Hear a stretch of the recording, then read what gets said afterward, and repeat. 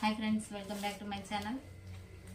ఇది చూడండి, నేను అయితే షార్ట్స్ ఇంకా వీడియోస్ చేయడానికి అయితే నేను లైటింగ్ది ట్రైపాడ్ అయితే తీసుకున్నాను.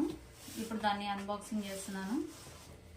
ప్యాకింగ్ అయితే ఏం వచ్చిందో ఏమో, ప్యాకింగ్ సరిగా లేదు, ఓపెన్గా ఉన్నట్టుంది. దీన్ని నేను అమెజాన్లో తీసుకున్నాను 495లో. ప్యాకింగ్ అయితే నాకు అంత సేఫ్టీగా అయితే మంచిగా అయితే రాలేదనిపించింది.